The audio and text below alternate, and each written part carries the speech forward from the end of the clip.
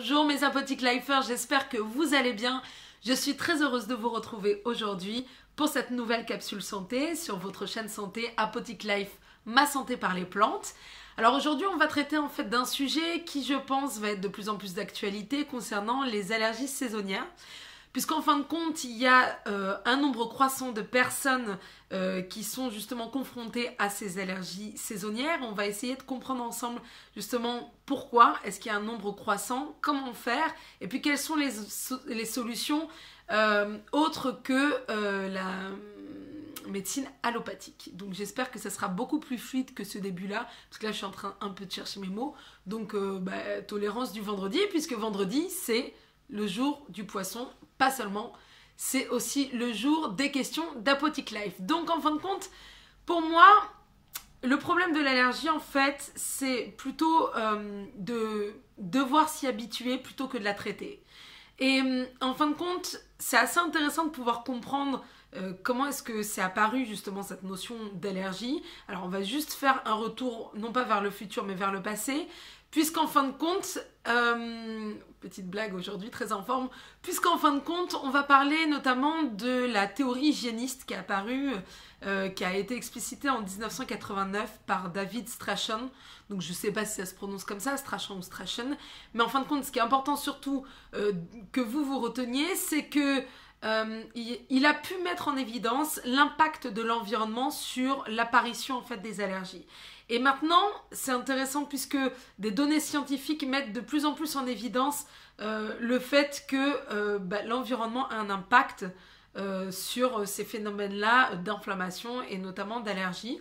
Je pense surtout aux enfants. Il y a eu des études qui ont été faites notamment sur les enfants qui étaient à la ferme, en les comparant en fait des enfants vivant à la campagne par rapport à des enfants vivant en ville, et justement le nombre d'allergiques était moins important dans le groupe d'enfants vivant à la campagne, malgré le fait d'être au contact de potentiels allergènes comme les poils d'animaux, etc. Donc ça c'est assez intéressant. Et alors si je veux donner un éclairage un tout petit peu plus précis, c'est qu'en fin de compte, on se rend de plus en plus, j'allais dire de plus en plus compte, mais voilà, en fait je me répète, mais c'est le fait que plus le microbiote est diversifié et mieux l'organisme pourra résister justement à ces allergies.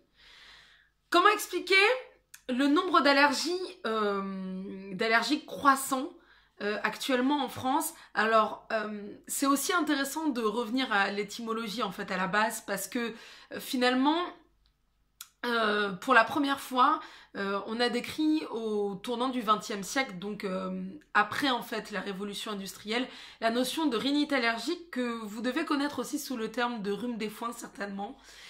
Et là où c'est intéressant, c'est qu'on est venu à reprendre en fait une définition selon les termes grecs, c'est-à-dire allos ergon, qui veut dire autre réaction. Alors pourquoi autre réaction?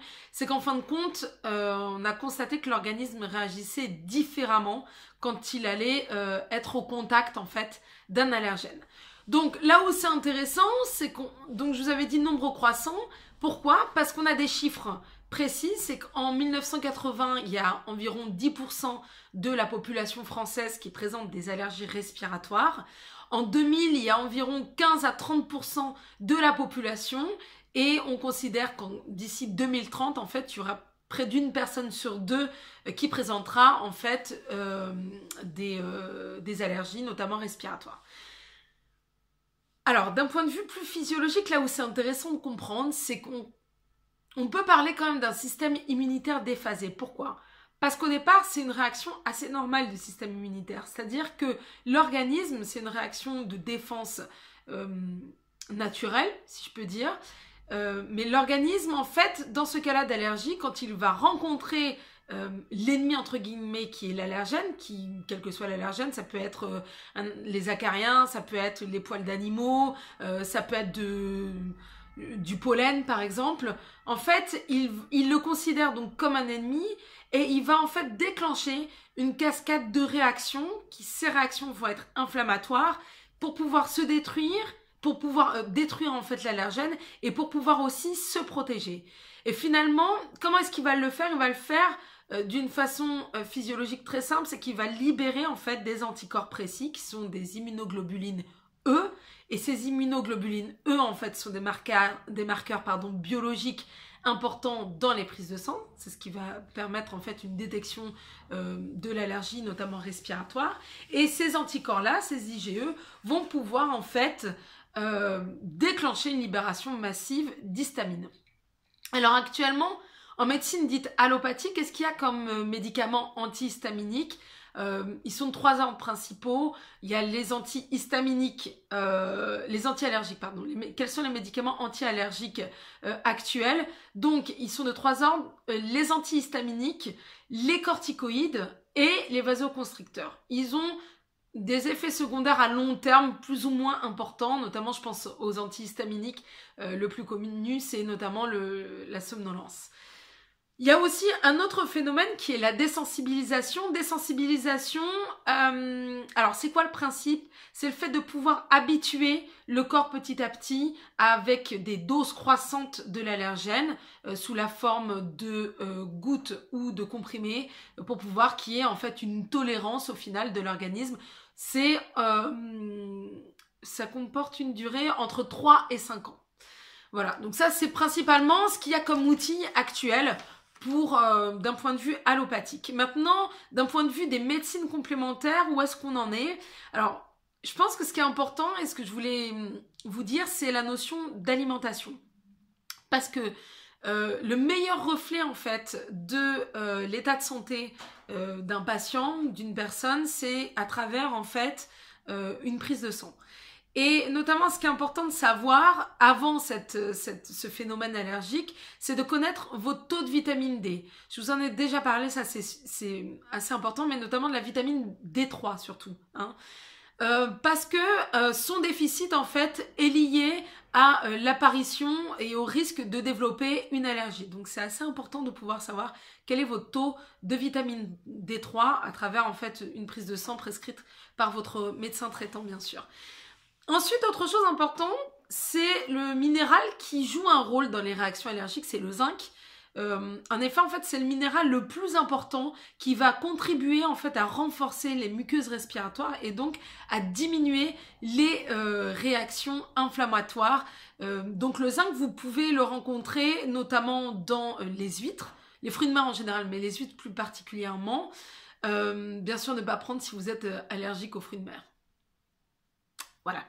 Donc, dans les poissons et également dans les champignons, je pense notamment au shiitake que j'aime beaucoup parce qu'il est très riche, notamment pour un renforcement au niveau du système immunitaire. Autre chose importante, les acides gras, notamment oméga 3, je pense à l'EPA, puisqu'en fin de compte, les acides gras oméga 3 sont des précurseurs des molécules anti-inflammatoires et jouent là un rôle important dans notamment ce qu'on appelle la suppression de production d'immunoglobulines E. Où est-ce que vous allez les rencontrer en fait les oméga 3? Dans les petits poissons gras, je dis petits parce que dans les gros il risque d'y avoir une accumulation en fait de métaux lourds, ce qu'on ne souhaite pas.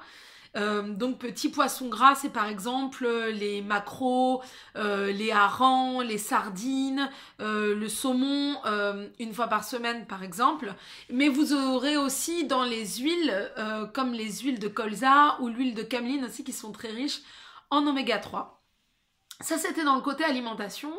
Où vous pourrez vous appuyer en fait sur ces données-là. Et puis au niveau des symptômes, tout ce qui est symptomatologie, je vous rappelle en fait, et j'avais fait une vidéo, je vous invite à la regarder, concernant le nettoyage en fait des fosses nasales, qui est très important dans cette période, notamment d'allergie saisonnière. Je vous avais parlé du Neti-Pot qui était en fait un outil permettant de laver les fosses nasales, donc issu de la médecine ayurvédique. J'insiste bien sur la notion de stérilisation qui est très très très importante pour pouvoir tirer le maximum des bénéfices qui est proposé par cet outil-là.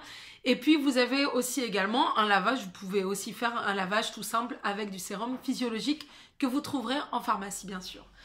Et puis enfin pour terminer, d'un point de vue de phytothérapie, qu'est-ce que vous pouvez avoir? Vous avez la nigelle, qui est aussi appelée le cumin noir ou Nigella sativa, donc là il y a des données qui sont assez intéressantes puisqu'elle a montré son efficacité selon des données scientifiques, son efficacité seule ou en association avec une désensibilisation à raison d'1 cuillère à café par jour.